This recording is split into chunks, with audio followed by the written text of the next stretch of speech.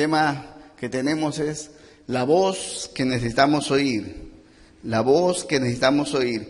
Y vamos a comenzar a los domingos una serie de temas basados en el libro de Efesios, la carta del apóstol Pablo a los Efesios. Y nosotros vamos a estudiar poco a poco esta carta, no versículo a versículo, pero por lo menos párrafos bastante segmentados, separados, para tener un aprendizaje global de toda la carta del libro de la carta a los Efesios, carta del apóstol Pablo. Dicen que esta es la carta majestuosa del apóstol Pablo, dicen que esta es la corona de las cartas del apóstol Pablo, la más hermosa y la más bella de todas las cartas que el apóstol Pablo escribió, es la carta a los Efesios, a los hermanos de Éfeso. Entonces vamos a estudiar los domingos que vienen el desarrollo de esta carta. Y quiero dar algunos datos iniciales del contexto, algo pequeño, pero que nos pueda dar una idea del contexto de esta carta. ¿Sí? Primero, Éfeso, la ciudad de Éfeso. La ciudad de Éfeso era una ciudad muy importante en la zona llamada el Asia Menor. Era una ciudad que estaba más o menos a 5 kilómetros del mar, y por la entrada excelente que tenía al mar, entonces se convirtió en una ciudad no portuaria, o sea, no era un puerto propiamente, pero una ciudad altamente comercial y por tanto muy, muy importante, de muchísimo movimiento comercial y también intelectual, y llegó a convertirse casi en una metrópoli, la ciudad de Éfeso, una ciudad muy, muy importante. Por eso el apóstol Pablo en su segundo viaje misionero quiso ir allí.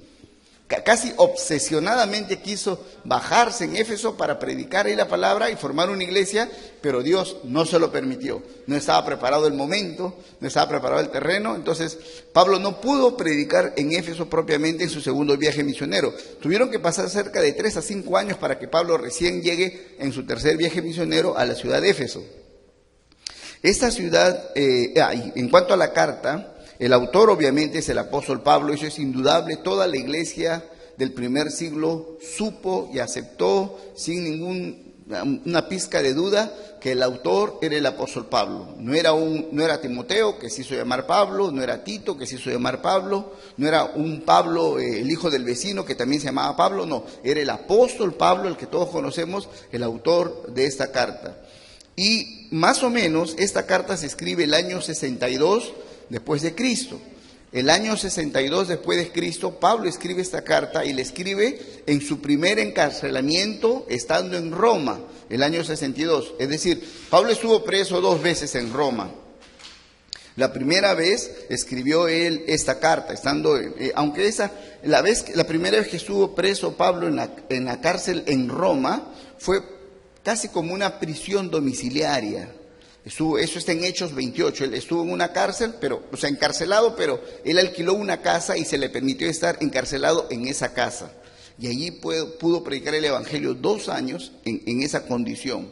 Es decir, no era una cárcel como estar en la cárcel, ¿no? En unas condiciones deplorables como estuvo en Filipos o en otros lugares tormentosos donde lo azotaban y todo lo demás. En este lugar tuvo cierto grado de tranquilidad, cierto grado de sosiego, pero de todas maneras estaba preso y encadenado. Y ahí Pablo escribe esta carta a los hermanos de Éfeso. Y también otro detalle es que Pablo había trabajado en la iglesia de Éfeso. Cuando Pablo en su tercer viaje misionero, ya cuando tiene el aval de Dios le dice, ahora sí Pablo chapa su micro y ¡boom!, se va a la ciudad de Éfeso, y ahí ya estaba preparando la obra Priscila y Aquila. Ellos ya estaban trabajando algunos años antes, preparando el terreno. Era una ciudad muy convulsionada. Éfeso era una ciudad, como dije, muy conocida, pero también muy conocida en su ámbito religioso. En Éfeso se había construido un templo llamado el templo a la diosa Diana. Los griegos le llamaban a esa diosa Artemisa, pero los efesios le llamaban Diana. Y era tan grande su construcción, era casi cerca de 5.000 metros cuadrados. Para ese tiempo era una construcción muy grande, un templo de esa magnitud. Era realmente grande. Tenía columnas, las columnas de la ciudad que rodeaban la ciudad tenían más o menos 1,80 m de diámetro, o sea, unas columnonas, y tenían 19 metros de alto, las columnas de la ciudad. O sea, era una ciudad que a la distancia se veía grande, poderosa, fastuosa, hermosa, y una ciudad altamente contaminada por todo tipo de brujería, hechicerías, cultos, promiscuidad. Todo eso era Éfeso. Y cuando Pablo llega a esa ciudad de Éfeso, en su tercer viaje misionero, Pablo golpea con el evangelio esa ciudad de tal forma que la tumba. Y Éfeso es conquistada por el evangelio de Jesucristo que llevaba el apóstol Pablo. Eso está en Hechos, capítulo 19. Y Pablo estuvo 2 años predicando en Éfeso, incesantemente, formando discípulos. Y la Biblia dice que por 2 años el evangelio y la palabra de Dios llegaron a diferentes ciudades a partir de Éfeso. O sea, fue un golazo.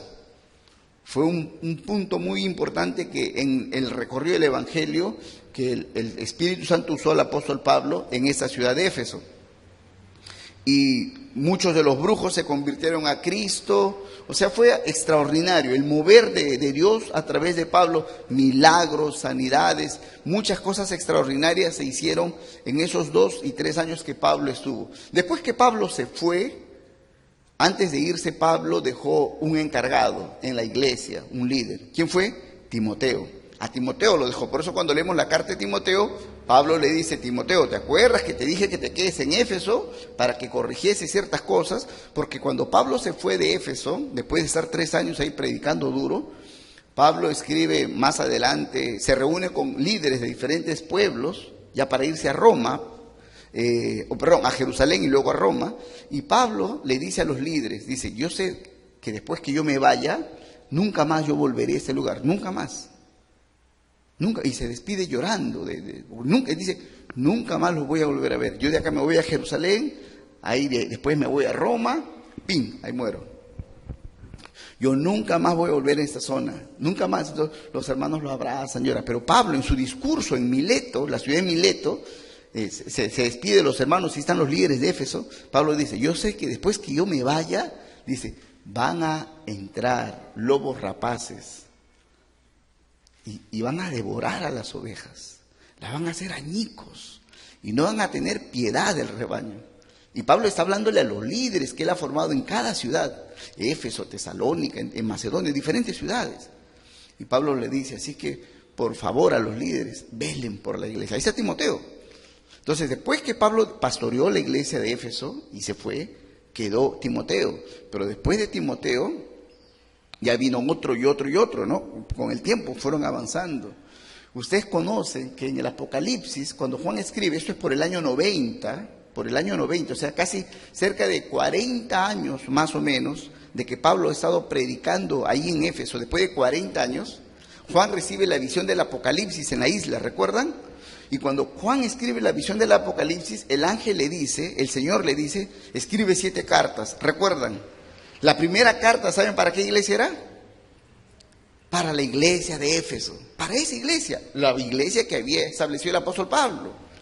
Y si ustedes recuerdan, en esa carta, la primera carta, Juan le dice, en la carta del Apocalipsis, le dice a los hermanos de Éfeso: yo conozco tu amor, tu paciencia, tus obras, yo conozco que tú has probado los falsos apóstoles, eres una iglesia chamba, etcétera, etcétera. Pero tengo una cosa contra ti, le dice: has dejado tu primer amor. A la iglesia que fundó el apóstol Pablo le dice: arrepiéntete y vuelve a las primeras obras. Miren, ¿se dan cuenta?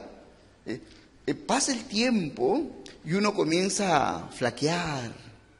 Quizás ya se confía en lo que sabe, en lo que ha aprendido, en lo que ha logrado, y entonces deja a veces el creyente o la iglesia en general, deja su primer amor. Entonces, en ese sentido, Pablo, guiado por el Espíritu Santo, escribe la carta a los hermanos de Éfeso. Dice: yo les enseñé el evangelio puro. Timoteo siguió el evangelio puro, pero después de Timoteo vino otro, y vino otro, y se puede convertir como en un teléfono malogrado, ¿no es cierto? Entonces, para que la iglesia no pierda la esencia del evangelio, Pablo tiene que dejar registrado en escrito un documento, la carta, para establecer la doctrina del evangelio. Y a través de esa carta tú puedes saber si estás en el evangelio correcto o no lo estás. Entonces, estos son algunos datos que podemos tener en la mente para luego estudiar toda la carta a los Efesios. El versículo central de toda la carta, el versículo más importante de toda la carta, es el capítulo 1, versículo 3. Si ustedes quieren pueden remarcar ese versículo, porque ese es, por decir así, el punto y la esencia de toda la carta. Capítulo 1, versículo 3. Aquel versículo en que el Pablo dice: bendito sea el Dios y Padre de nuestro Señor Jesucristo, que nos bendijo con toda bendición espiritual en los lugares celestiales en Cristo. Aleluya. Esa es la esencia, el corazón de toda esa carta. Y de hecho ese versículo nos va a guiar por todas estas enseñanzas. Y la palabra central, la palabra específica, la palabra más importante, que es la columna vertebral de toda la carta, es la palabra en Cristo. En Cristo. Dicen que entre todas las cartas que Pablo ha escrito, 200 veces está esta frase: en Cristo, o el sinónimo, en Él. 200 veces, y muchas de esas veces también están en esta carta a los Efesios. La idea es que se pueda comprender qué es la iglesia en Cristo, qué eres tú en Cristo. Eso es clave entender. Entonces esos son algunos datos en cuanto a la presentación de la carta. Y quiero que veamos ahora, antes propiamente del primer mensaje, un bosquejo general a la carta. Una idea así, panorámica, un panorama de los 6 capítulos. Entonces tenemos aquí adelante un bosquejo de la carta a los Efesios, lo que dice capítulo 1, 2 hasta el capítulo 6. Capítulo 1 dice así: la iglesia es el cuerpo de Cristo, la plenitud de Cristo, donde están todas las bendiciones espirituales. ¿Dónde tú y yo buscamos las bendiciones de Dios? En Cristo.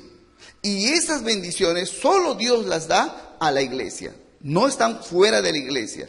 Están en Cristo, y como somos el cuerpo de Cristo, esas bendiciones solo las puede participar la iglesia. Por ejemplo, el perdón de los pecados. No hay forma de obtener eso solo en Cristo. Amén. Solo en Cristo. Y si tú estás en Cristo, eres de la iglesia. Es decir, no hay forma que una persona que no pertenece a la iglesia tenga el perdón de los pecados. Solo una persona que ha sido perdonada de verdad de sus pecados es porque pertenece a la iglesia de Jesucristo. ¿Amén? ¿Me entienden? Ok. El capítulo 2 dice: la iglesia es el único cuerpo de Cristo. Porque está haciendo alusión a la diferencia que había entre judíos y gentiles. Por ejemplo, nosotros, los peruanos y los judíos. Los judíos decían: nosotros somos el pueblo de Dios. Pablo dice: un momento, no hay 2 pueblos de Dios, solo hay uno solo. Ese pueblo es la iglesia, judíos y gentiles, griegos, peruanos y de toda raza, cultura y nación, una sola iglesia. La iglesia es el único cuerpo de Jesucristo. La iglesia también es la familia de Dios, y también es el templo de Dios. Somos casa y morada del Espíritu Santo. Capítulo 3. Capítulo 3 dice: la iglesia declara la sabiduría de Dios y el eterno propósito, el propósito eterno de Dios.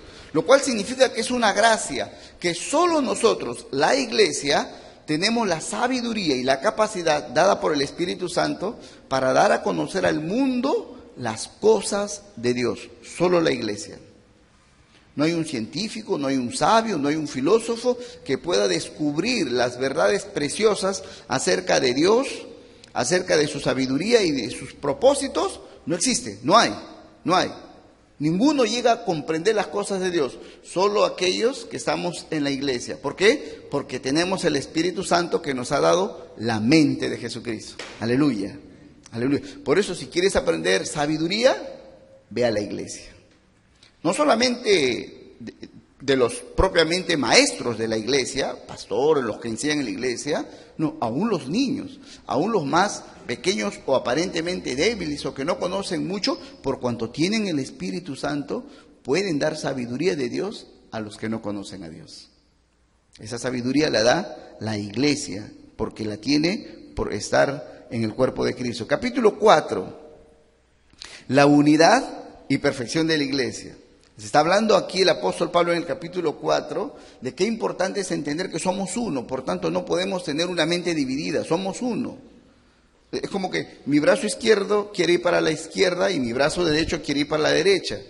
Tienen que ponerse de acuerdo porque de todas maneras yo soy el que tomo la decisión, no mi brazo, ni izquierdo ni derecho. O sea, pues pónganse de acuerdo porque a donde yo quiera, la cabeza, voy a ir. O sea, si yo voy para la izquierda se siente feliz y la mano derecha se va a chorar, se va a resentir. Mira, tranquilízate porque igual vas a ir a donde yo quiera. No depende del brazo izquierdo ni brazo derecho, sino depende de la cabeza que es Cristo. Y como si nosotros debemos entender que somos un cuerpo, tú y yo no tomamos decisiones sobre a dónde vamos, sino la cabeza.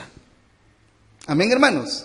La cabeza. Somos uno. Solamente hay que entender eso. Somos uno y crecemos unidos en Jesucristo. Y la unidad de la iglesia, y también habla en el capítulo 4, la perfección de la iglesia. Que llegaremos a la perfección de la iglesia. Y esa perfección tiene una medida, un estándar. ¿Cuál es? Jesucristo. Aleluya. Eso es Efesios capítulo 4. Capítulo 5. Ese es un capítulo preciosísimo. Habla del matrimonio, pero el tema no es el matrimonio. El tema es, la iglesia es la esposa de Jesucristo. Eso es lo espiritual. Y lo natural es el matrimonio, el ámbito matrimonial, el ámbito natural, temporal. Es un capítulo precioso. Y terminamos con el capítulo 6, que dice que la iglesia es el ejército de Jesucristo. Aleluya.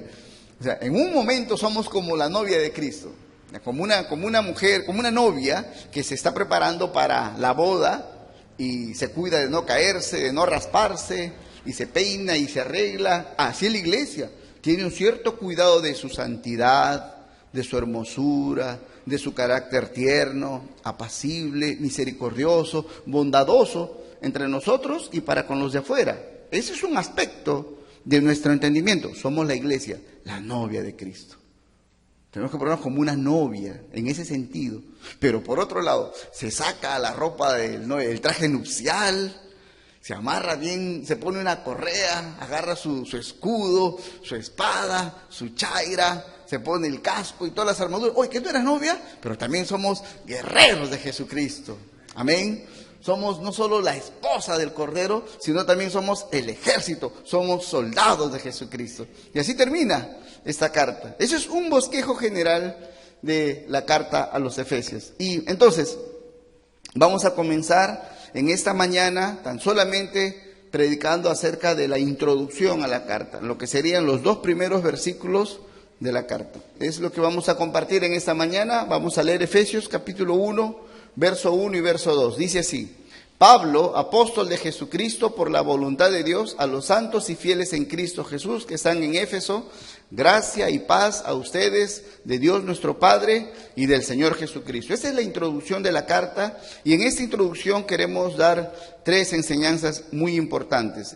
¿Lo ponemos ahí? Esos son los 3 puntos que vamos a tratar en esta mañana. De lo que hemos mencionado de la introducción, del versículo 1 y 2, 3 enseñanzas son las que quiero tocar con ustedes. Primero, la autoridad de la carta. Segundo, los que aprovechan las palabras de esta carta. Y en tercer lugar, el sentir de Dios al hablar a través de esta carta. Veamos el punto 1, entonces, basados en el versículo 1.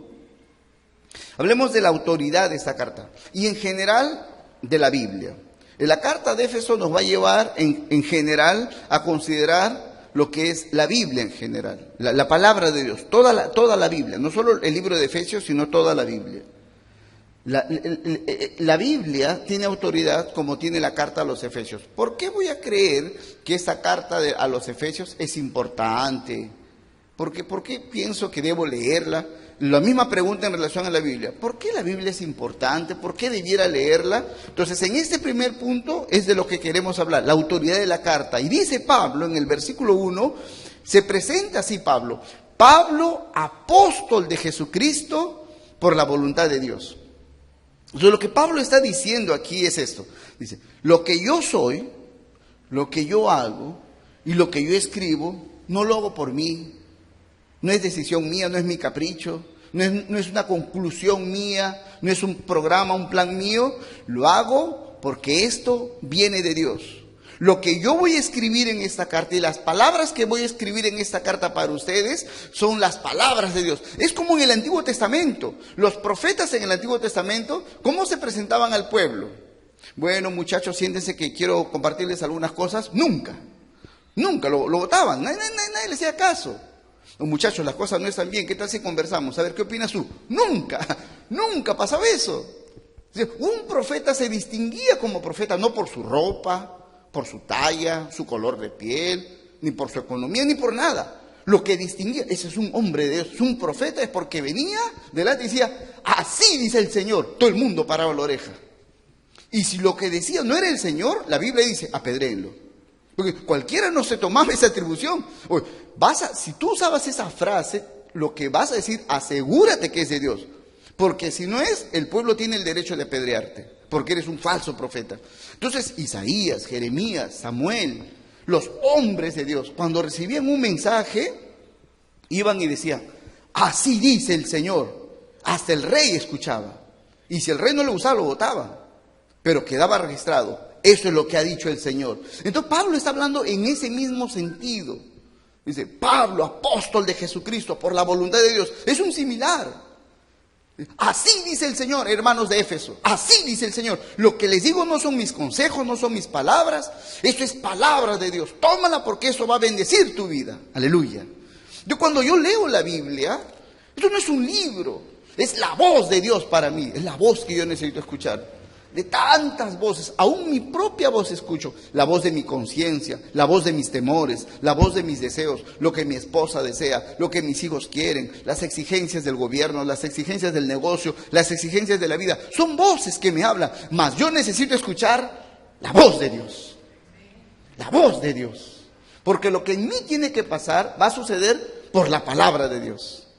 Entonces Pablo en este saludo que hace, y en esta presentación está mostrando la autoridad que tiene la carta. No es esta carta no te la escribe Perico de los Palotes, no te la escribe cualquiera.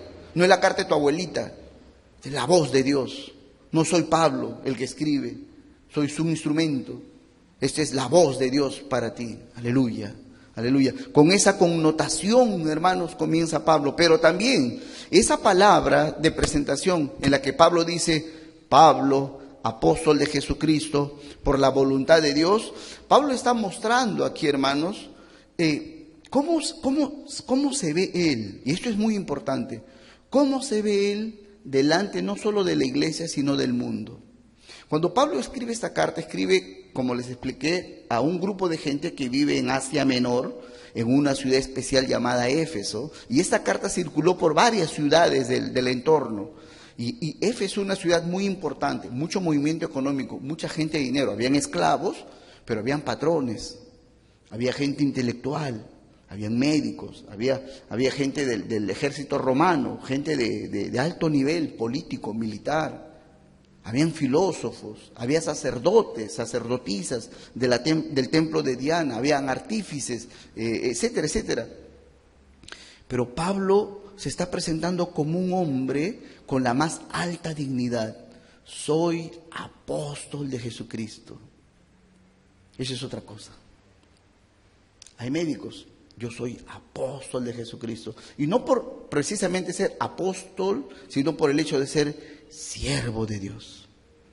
No hay nivel más alto, hermanos, para nosotros. No hay nivel. Nuestra mayor aspiración no es hacer algo en esta vida, sino es hacerlo para Dios. Para Dios. No importa cuál sea mi oficio. Pero hay una gran diferencia, por ejemplo, entre ser un médico cristiano y ser un cristiano médico. No es lo mismo, parece, ¿no? No es lo mismo. Un cristiano médico o un médico cristiano, muy diferente. El que es médico cristiano dice, bueno, mi tarea es sanar, curar, soy médico. Y bueno, también soy cristiano. Ya está, ese es el médico cristiano. Después es Cristo para él. Pero el cristiano médico no. Yo soy cristiano y lo que hago, lo hago como cristiano. Como cristiano. Es muy diferente ser un profesor cristiano o un cristiano que trabaja como profesor. Muy diferente. No importa cuál es tu oficio. No digas, yo soy esto, aquello. Di, soy cristiano y hago esto para Cristo. Eso es lo que dice Pablo. Yo me presento delante de intelectuales, sacerdotes, militares de alto rango, filósofos, maestros, de todo tipo. Pero escuchen, el que va a hablar es un siervo de Dios. Eso no tiene competencia. Eso es lo más digno que puede haber. Servir a Dios. Aleluya. Dicen entre las cosas que se han mencionado, contado de los grandes reformadores, de los hombres de Dios, Martín Lutero fue hospedado y ayudado por un rey, lo protegió, lo atendió en su palacio, en el castillo, y ahí escribía, traducía la Biblia. Martín Lutero en la persecución, la Iglesia Católica lo quería matar, lo buscaba para matar.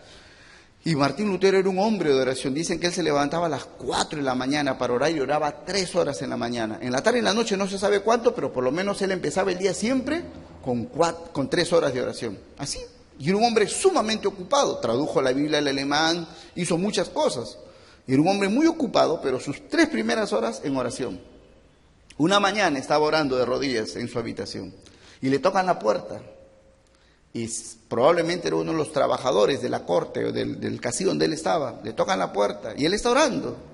Y le dicen, porque no abre la puerta, le dicen, Martín, a Martín Lutero, Martín, el rey quiere hablar contigo. Es decir, el rey que lo había alojado.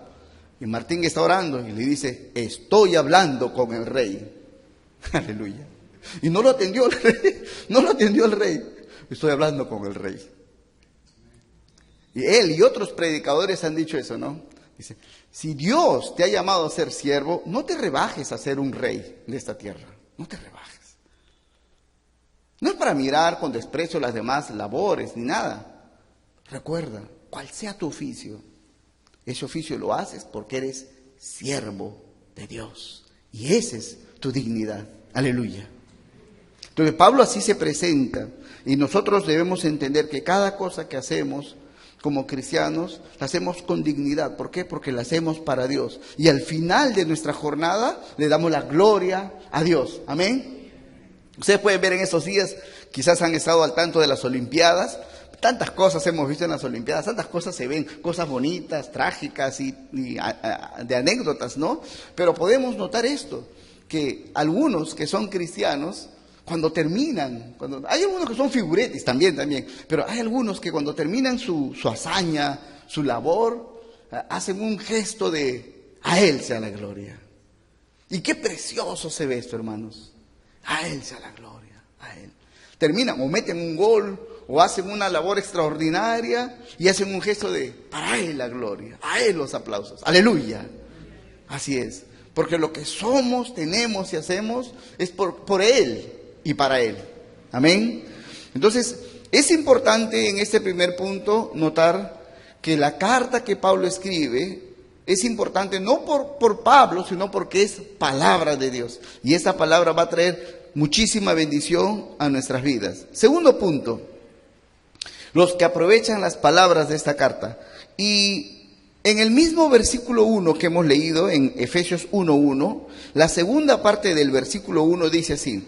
¿A quiénes va dirigida? O sea, los destinatarios. ¿A quiénes va dirigida esta carta? Dice, a los santos y fieles en Cristo Jesús que están en Éfeso. Aquí tenemos el versículo 1 y he remarcado entonces en el verso 1 las dos palabras claves de esta segunda parte. ¿A quiénes va dirigida la carta? Dice, a los santos y fieles en Cristo Jesús. Ahora, cuando se habla de los santos, está hablando a aquellos a quienes Dios ha tomado y los ha separado para que sean parte de su pueblo. Los ha tomado, los ha perdonado, los ha lavado y los ha purificado. Pero ya entendemos que también significa que ha empezado en ellos el proceso de purificación. Amén. Entonces, ¿nosotros somos santos? Amén, aleluya. El diablo dice, no, pero no le creemos al diablo. El diablo es padre de mentira. El diablo es padre de mentira. No le creas al diablo. Somos. Si Cristo vino un día a tu vida, tú sientes que Él quebró las puertas de tu corazón y te hizo entender, eres pecador, pecadora, y necesitas un Salvador, que es Cristo. Eso pasó en tu vida y le dice tu vida a Cristo, eres salvo, y entonces Dios te ha tomado como santo, como santa. Santo significa separado, no significa perfecto. significa separado. Y a partir de esa separación, Dios comienza en el presente un proceso que se llama la santificación. Entonces, nosotros somos santos que estamos siendo santificados. No significa perfectos porque no parecemos, ¿sí? Pero tenemos la seguridad de que somos santos de Dios. Amén. No tenemos que morir y que alguien nos canonice. No, no, no. Somos santos porque el Señor nos ha tomado para Él. Entonces, esa es la primera indicación que dice Pablo.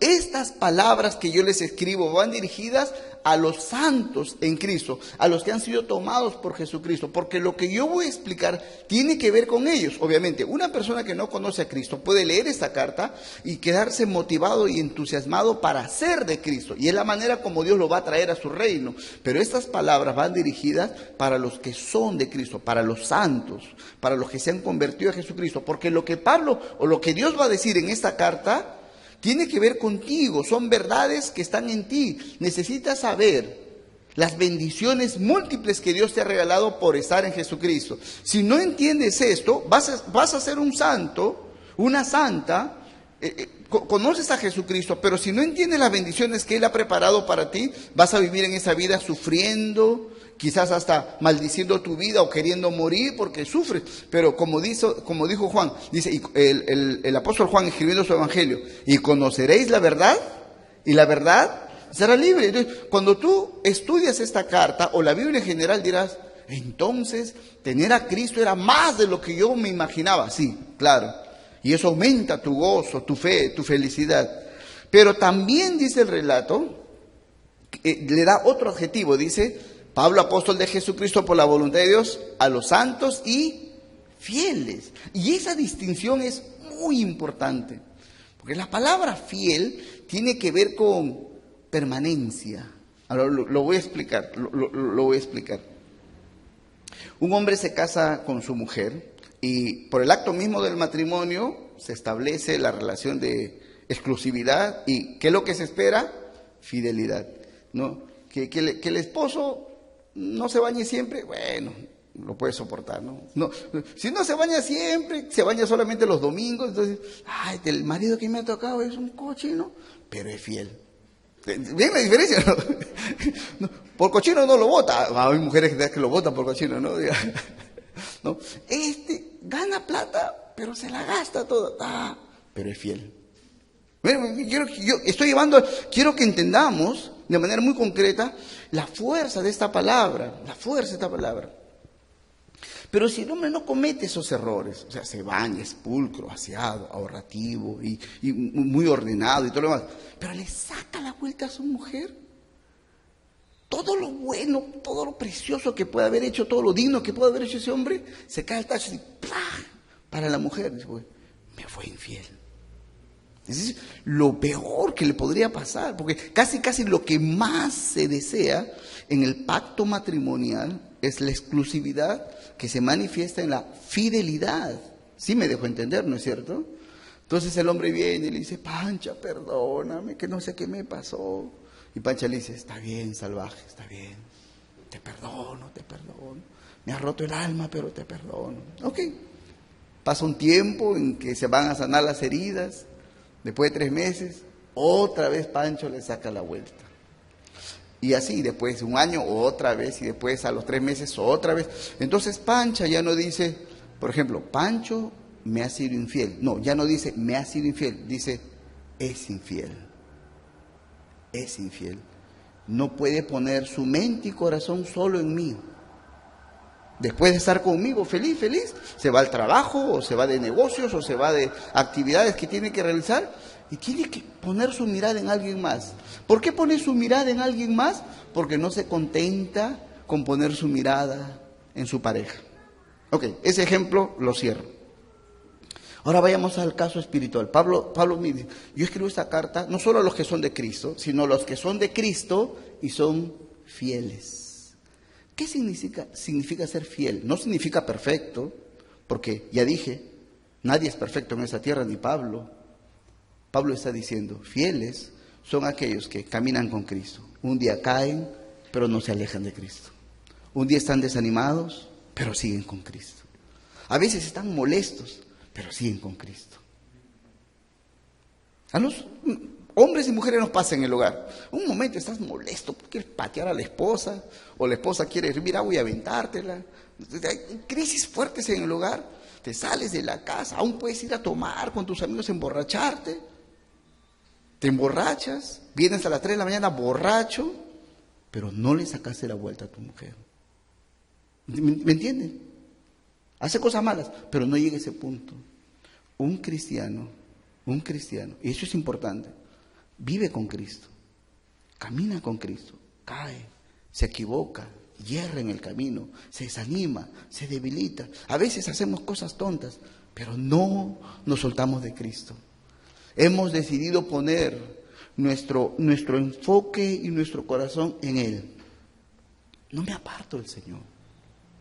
Pero hay creyentes que, amén, gloria a Dios, aleluya, feliz, estamos con Cristo. Pasan crisis, o conflictos en la iglesia, o conflictos en el hogar, ¡pum!, se van. Pero no es que se van a otra iglesia, se van al mundo. Se van al mundo, amando lo que ya antes habían dejado.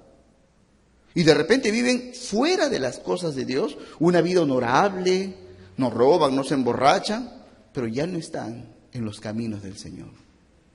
Perdieron Por eso yo miro cristianos muy efusivos, qué lindo, así debe ser siempre. A veces están decaídos. Pues yo digo, los hermanos, ¿no? El hermano Juan, a veces está triste. La hermana Ricarda, a veces está triste. Pero está con nosotros. Aleluya. A veces yo estoy bajoneado, pero estamos juntos. A veces estás renegando tú, pero reniegas en la iglesia, con nosotros.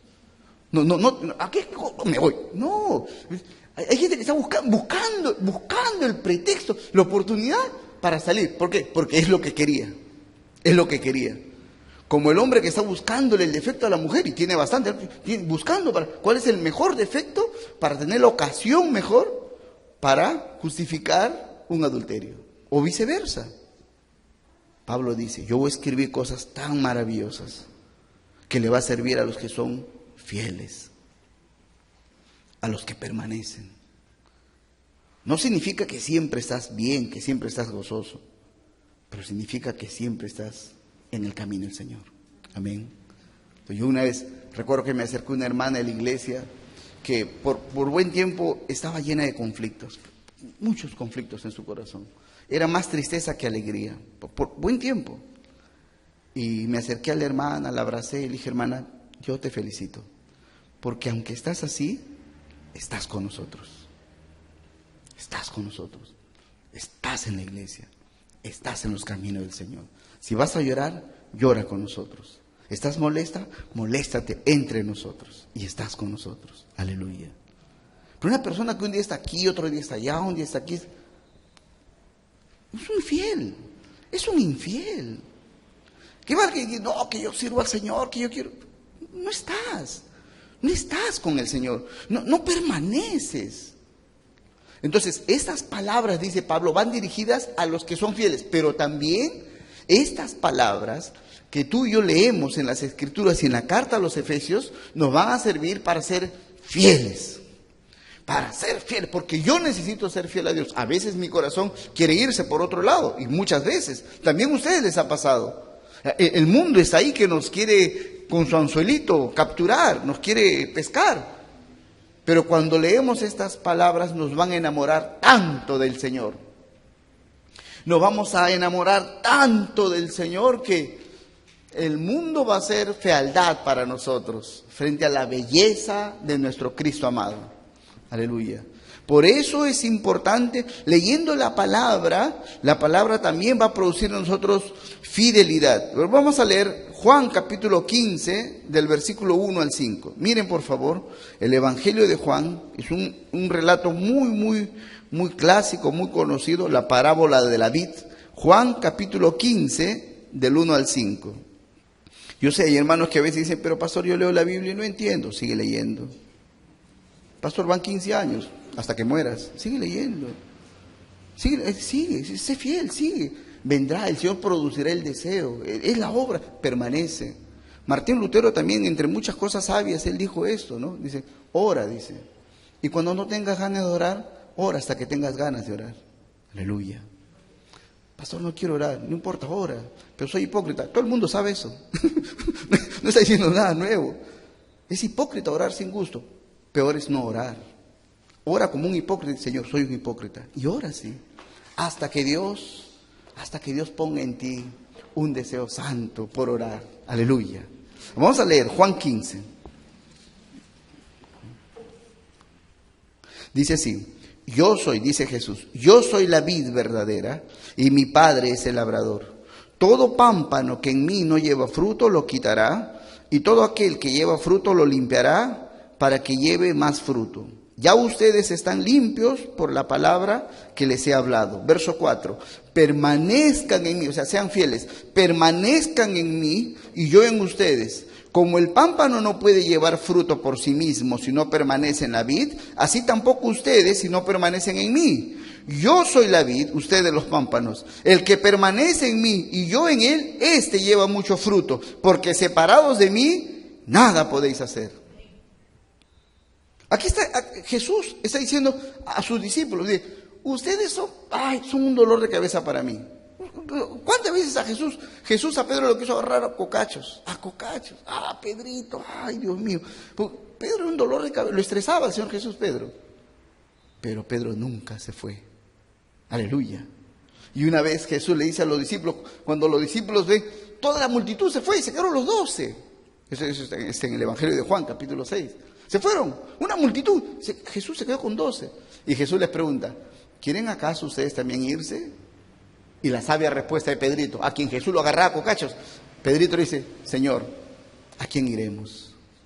Tú tienes palabras de vida. Nosotros hemos creído y conocido que tú eres el Hijo de Dios. Claro que me duele cuando me agarras a cocachos, pero yo no me aparto de ti. Eso es ser fiel. Y por eso Jesús les prometió también a sus discípulos un día. Le dice, muchachos, dice, ustedes han estado conmigo en mis pruebas. Cuando me botaban de una ciudad a otra, ustedes me seguían. A los 12 le dice. Bueno, sabemos que Judas fue a otro lugar, ¿no? Pero dice, al grupo, a los 12 le dice, ustedes han estado conmigo en mis pruebas, en mis escapadas, ustedes me han acompañado. Dice, he aquí, yo les asigno un reino. Aleluya, aleluya. Permanece. A veces estoy fregado, estoy malhumorado. Ven. Acá, malhumorado, tu humor va a cambiar. Malhumorado en el mundo, ¿qué vas a hacer? Vas a pecar. El diablo te va a comer. Entonces, este relato de Juan 15 está diciendo el Señor, ustedes se ven mal, pero yo ya los he limpiado con la palabra. Pero los voy a limpiar más para que den más fruto. Permanezcan en mí, sigan conmigo. Son imperfectos, son caprichosos, etcétera, etcétera. Pero sigan conmigo, porque unidos a mí darán fruto. Aleluya. Entonces, hermanos, esta palabra que nos dice la Escritura, fieles en Cristo, es solemne, solemne, solemne. Y yo le digo a los hermanos, a las hermanas, a las diferentes personas con quienes nos encontramos, no te alejes del Señor. Pero, pastor, yo sé que estoy mal espiritualmente. Ven, ¿dónde vas a mejorar espiritualmente? ¿Lejos del Señor? Pastor, he pecado. Ven a la iglesia no te bota. ¿Has pecado? ¿Dónde encuentras perdón? ¿Dónde vas a encontrar restauración? En la casa de Dios. He pecado, ¿te vas? ¿A dónde vas a ir? A pecar más. Fiel es aquel que permanece, que persevera. Aún tengo conflictos con Dios, pero no me aparto de Él. Como Job. Job estaba en la más grande tragedia, hermanos. Job estaba magullado, así torturado casi por Dios. Dios lo había sometido a una situación inimaginable, indescriptible. Sus 7 hijos murieron en un solo día. Estaba sarnoso, leproso, apestando, pobre en la más grande miseria, abandonado por su mujer. Horrible, horrible. Y Job se queja de Dios. Llega un momento que no aguanta más y se queja. Señor, ¿por qué me haces esto? Pero nunca le dice, no quiero saber más de ti. Nunca, nunca, nunca, nunca. Acepta. Y por eso, para nosotros, hermanos, la fidelidad es cosa muy, muy importante. Una vez que le has entregado tu vida a Cristo, eso significa que te has casado con Cristo. ¿Eres feliz en ese matrimonio? ¿Te sientes orgulloso? ¿Orgullosa? Yo me he unido al Salvador. Aleluya, aleluya. Aunque en un momento yo tenga conflictos porque Cristo quiere cosas que a mí no me gustan, no lo puedo dejar. ¿Por qué? Porque estoy unido a Él. Aleluya. Amén, hermanos. ¿Sí? Luego, vamos a ver lo que dice el versículo 2. Dice, el punto 3, que también es muy importante ahora para nosotros, el sentir de Dios al hablar a través de esta carta. En casi todas las cartas, el apóstol Pablo va a decir eso mismo. Miren lo que dice el versículo 2, en el relato que estamos leyendo, el versículo 2. ¿Qué dice Pablo? Esa es su presentación. Dice, gracia y paz a ustedes de Dios nuestro Padre y del Señor Jesucristo. Casi todas las epístolas del apóstol Pablo comienzan de esa manera. Casi absolutamente todas comienzan así. Entonces, ¿qué está mostrando el Señor en esta expresión? Es que lo que yo voy a decirte tiene un sustento. Hay detrás. Cuando yo te diga tal cosa, detrás de eso hay un sentimiento de parte de Dios. Hay un sentir, hay un deseo. Es que quiero que vivas en la gracia y quiero que tengas mi paz, shalom, la paz de Dios. Entonces, quiero que vivas. Lo que te voy a escribir es para que vivas en la gracia. Hermanos, vivir en la gracia es vivir bien, es vivir tranquilo, porque en la gracia Dios actúa. Si yo me salgo de la gracia, ¿quién actúa? Yo. Dicho en otras palabras, Jesús lo dijo en Mateo 11:28, dice, venid a mí, los que están trabajados y cargados, y yo os haré descansar. Lleven mi yugo sobre mí. Lleven mi yugo, dice, ¿no? Porque mi carga es ligera, mi yugo no pesa nada. Entonces, el Señor dice, yo quiero que vivas en la gracia. Si no vives en mi gracia, vas a vivir cargado, afligido, estresado. Porque eso es cuando tú quieres hacer las cosas a tu manera. Pero en la gracia de Dios, aceptas mi voluntad, yo te ayudo, yo te suplo, te fortalezco. Si tú reconoces, soy débil, Dios dice, muy bien, yo te voy a fortalecer. Tú dices, yo soy fuerte, Dios dice, trabaja. Tú dices, yo tengo, bueno, haz lo que tienes, gasta lo que tienes. Pero cuando dices, Señor, no tengo, soy débil, te necesito, Dios interviene. Eso es vivir en la gracia, depender del poder del Señor. Entonces, todo lo que Pablo va a decirnos en esta carta tiene un sentimiento detrás, de fondo hay un sentimiento poderoso. Todo lo que Dios nos va a decir tiene que ver con el deseo que Dios tiene de que vivas en su gracia y que tú vivas en la paz del Señor. Ahora, también en esta carta, hermanos, es importante entender, como les había dicho, no solo la carta a los Efesios, sino todas las cartas tienen casi este mismo punto introductorio. Gracia y paz a ustedes de Dios nuestro Padre y de Cristo Jesús. Casi todas las cartas. Romanos, Corintios, Efesios, Filipenses, Gálatas. Pero cuando leemos las diferentes cartas, hay cartas que son hermosas en cuanto a las palabras de elogio a la iglesia. Por ejemplo, una de las cartas hermosas en cuanto a la doctrina es Romanos y Efesios. Una carta hermosa en cuanto a elogios a la iglesia, la carta a los Filipenses.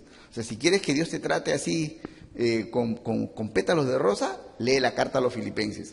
Si quieres que Dios te agarre a palos, lee Corintios. Si quieres que Dios te agarre a fierrazos, lee Gálatas. Hay cartas, ¿no? A la iglesia de los Gálatas, Pablo se levanta las mangas, agarra un fierro, su nunchaku y ¡pa! A los Gálatas.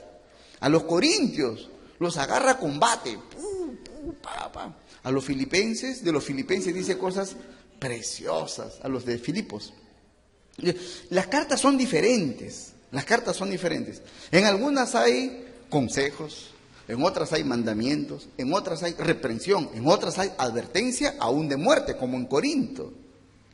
Pero no importa lo que Dios te diga, Él desea que vivas en su gracia y que tengas paz. Es como cuando los padres corregimos a los hijos, ¿no? Cuando eran más pequeños, obviamente, ¿no?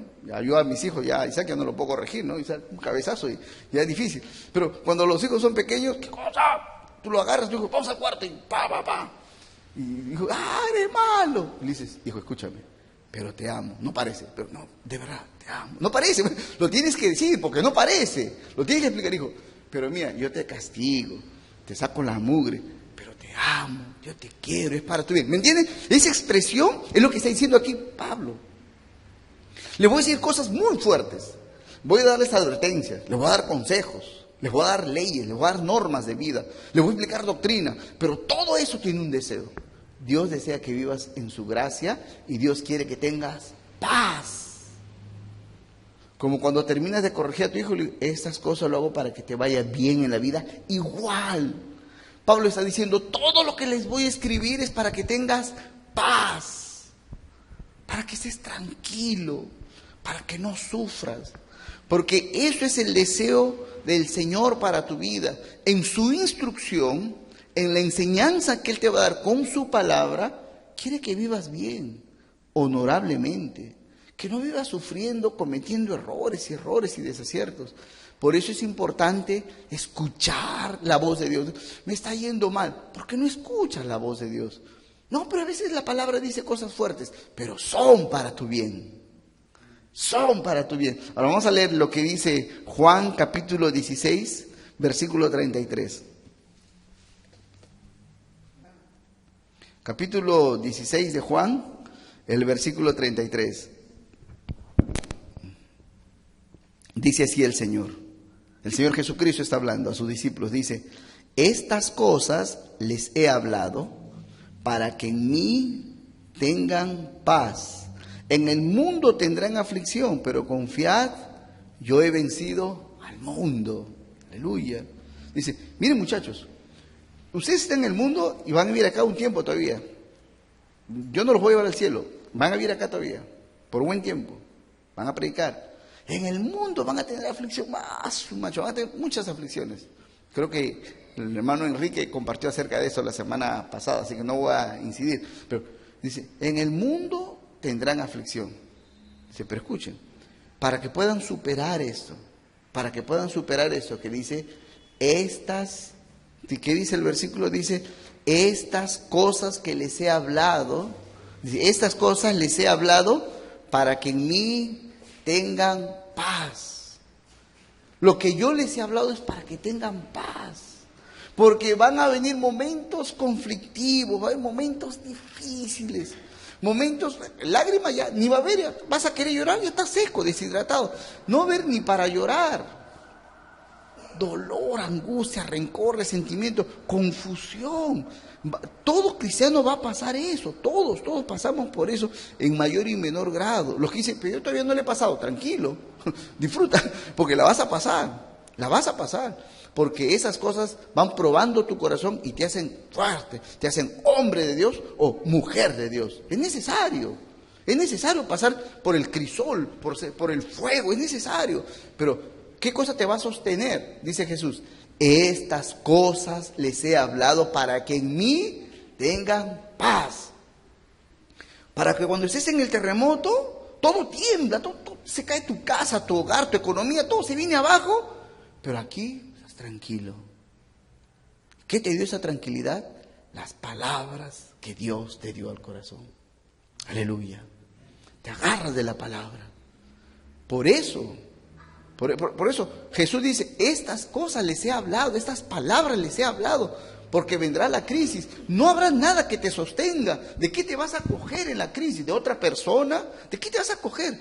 De mis palabras. Y por eso, Pablo cuando escribe esta carta, al final de la introducción del saludo, dice, quiero que sepan esto, dice. ¿Por qué les escribo todo esto de parte de Dios? Para que tengan gracia y paz. Porque como cristianos vamos a pasar conflictos, como cristianos vamos a tener luchas. Las luchas no las provoca tu enemigo, ni siquiera el diablo, no las provoca el vecino, la competencia, esas cosas, todas esas cosas Dios las utiliza. Todo lo que sucede en tu vida, Dios lo ha planeado. Aun si te enfermas o si tienes un accidente, todo está planeado por el Señor.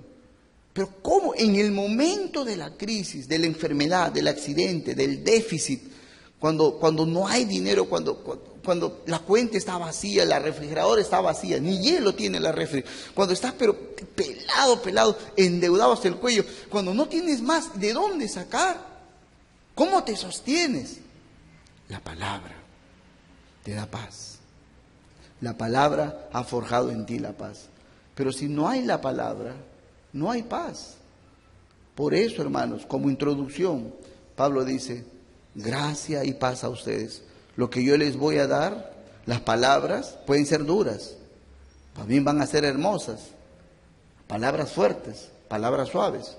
No importa cómo te hable, si te aconsejo o te amonesto, si te elogio o te reprendo, no importa.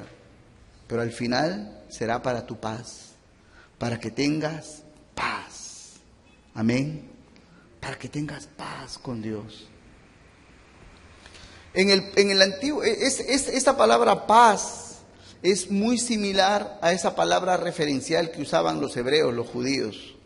Ellos, en la cultura judía, los judíos cuando, por ejemplo, si yo visito la casa de Cecilia, si yo voy a la casa de Cecilia, esto es por la cultura, ¿no? Y la cultura de ese tiempo, sobre todo, no necesariamente la cultura de ese tiempo. ¿Cómo son los judíos ahorita? No lo sé, pero la cultura del tiempo bíblico. Entonces, imagínense, Cecilia y yo vivíamos en ese tiempo. Entonces, yo voy de paso por la ciudad y decido visitar a Cecilia. Entonces, yo entro a su casa, o ella me hace pasar a su casa, y yo daba un saludo. El saludo característico del judío era Shalom. Shalom. ¿Y qué significaba Shalom? La paz de Dios. O sea, no es que te vaya bien, suerte con lo que vas a hacer. Ese era el hablar de los gentiles, los que no conocían, que Anubis te bendiga, que Ra te cuide, que el dios Rana te cuide, que el dios Sapo vele por ti. Para el judío es Shalom. Dice, la paz de Dios. Yo vengo, yo quiero que la paz de Dios esté en tu casa. Y para el anfitrión, por ejemplo, para Cecilia, que alguien venga y diga, la paz de Dios esté en tu casa, es todo. Eso es todo. No deseo más. Eso era todo. Para el judío eso era todo. Si Dios te da su paz, ¿qué importa si te asaltan, si vienen y te secuestran? Eso no importa. Porque tú tienes paz de Dios. Hay un bienestar, no externo, sino internamente. Hay una tranquilidad, hay una seguridad. Tantas, hermanos, tantas y tantas manifestaciones, hermanos, en los que nosotros podemos ver la paz de Dios. Hermanos, cientos de testimonios acerca de la paz de Dios. Solo un hombre o una mujer que oye la palabra de Dios, en el momento de la crisis fuerte, puede estar tranquilo, tener paz de Dios. Pasa la crisis, llega el momento álgido de la crisis, pero en el momento más cumbre, más importante, se detiene y dice, Dios está conmigo. Muchos testimonios. Ustedes quizás han visto, ha venido aquí a Perú algunas veces, es un joven australiano, predicador cristiano, llamado Nick. Su apellido no lo sé pronunciar, pero sí saben a lo que me refiero. Es hijo de un pastor cristiano. Su esposa era, o sea, la mamá de este muchacho era médico. Y él cuenta su testimonio. Él nació sin brazos y sin piernas. Y él cuenta en su testimonio, mi mamá, porque era médico, de la carrera médico, tuvo todos los cuidados, pero los más excelentes cuidados en la gestación para que yo nazca perfecto, ¿no? Y como una ciudad, pues, sofisticada, Australia, ¿no? O sea, caramba, donde no hay pobreza, entonces no esperas que la mamá haga desórdenes, más si es médico, ¿no? O sea, entonces todo apuntaba a que ese niño iba a salir normal, muy bien, aparte que su papá era pastor, o creo que es pastor, un cristiano, o sea, no puede ir mal, pues ese nacimiento tenía que salir excelente, ¿no? Pero hermanos, nació sin brazos y sin piernas, y sin ninguna explicación médica, sin ninguna explicación médica. Y ni siquiera se vio esto en las ecografías. Nació y, ¿qué es esto? Bueno, pasó el tiempo, él fue creciendo, y fue en su adolescencia, en la pubertad, en que uno se percata más de su físico, ¿no? Y él quiso matarse. ¿Qué es esto, Dios mío? Soy cristiano, mi papá es cristiano, un hombre fiel a Dios. ¿Qué es esto? La crisis viene, no te avisa. No te dice, estoy pensando en enviarte una crisis. Llega la crisis, llega la noticia, estás así. ¿sí? No hay plata en el banco, tienes una deuda. ¿De dónde? Ya está la deuda, está. Te embargo tu casa, tu carro. O noticia, estás mal. Pero yo estoy bien. No, estás mal, estás grave. Pero no parece. Este muchacho se miró, se quiso matar. Y él cuenta en su testimonio: yo nunca podré ir a una reunión, estar con amigos, no puedo jugar. ¿Qué es esto? Y después, yo no podré casarme nunca. ¿Quién se va a casar conmigo? ¿Acaso le podría decir a una chica, el día de mi boda, bailamos el Danubio? ¿Cómo? Es frustrante, hermanos. Para un adolescente se quiso matar. Sufrió mucho, hasta el día en que tuvo un encuentro con Dios y entendió, esto tiene un propósito. ¿Cómo saltas esa ola?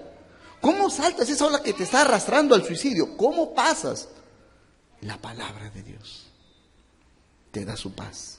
Aleluya, aleluya. Y ya saben, él se ha casado con una mujer hermosa, hermano, hermosa.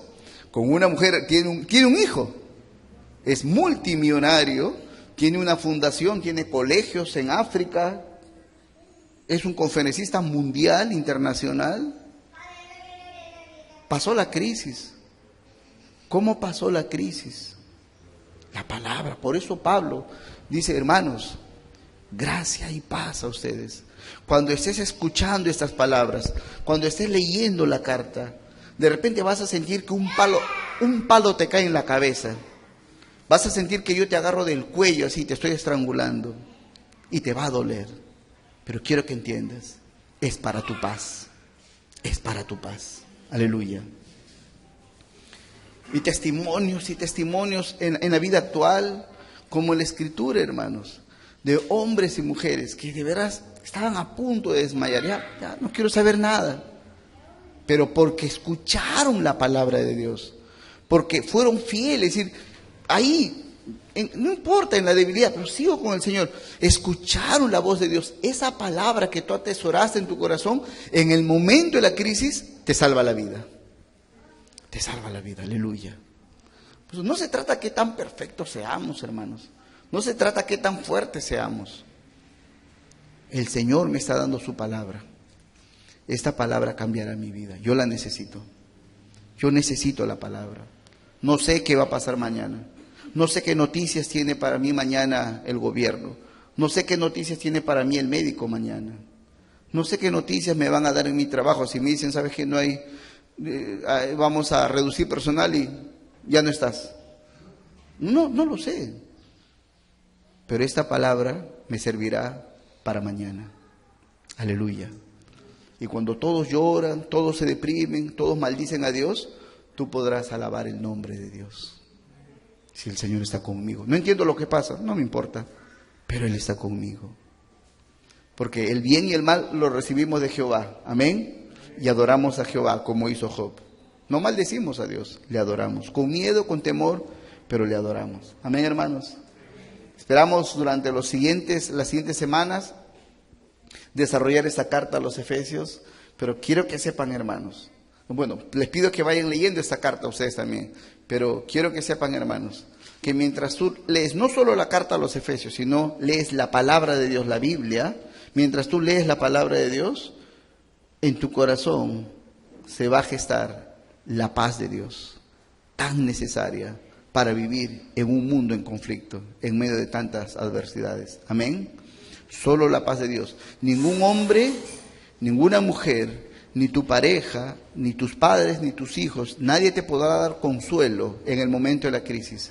Solo la palabra que tú atesoraste en tu corazón, la palabra de Dios, producirá paz y pasarás en victoria en medio de la crisis. Y lo que en un momento es una crisis horrible, lo que es una noticia triste para tu vida, después de un tiempo se convertirá en un poderoso testimonio.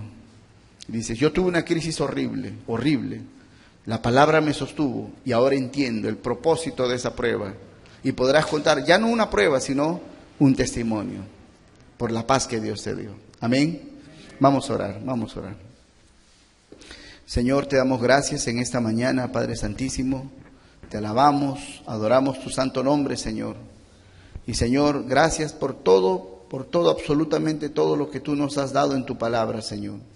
Te pedimos en esta mañana, Señor, que tú pongas en nuestro corazón un gran deseo, que pongas hambre, Señor, que un deseo poderoso por leer tu palabra, por oír tu palabra con reverencia, por darle el honor que merece tu palabra, cada una de tus palabras, para oír tu voz, Señor, que llegue a nuestro corazón, que penetre lo más profundo de nuestro ser, que se arraigue en nosotros, que eche profundas raíces en nuestro corazón, para que nos pueda sostener en el día malo, en el día del conflicto, en el día de la crisis, para que en el momento difícil podamos abrir nuestra boca y alabar tu santísimo nombre, bendecir tu santo nombre, darte gloria a ti, Señor, amarte con todo el corazón y amar a nuestros hermanos, mirar con misericordia a los débiles, mirar con gran misericordia, con compasión a los que caen, Señor. A ti sea la gloria, Padre Santo. Te alabamos, Señor, en el nombre de Jesucristo. Amén, amén. Amén, amén.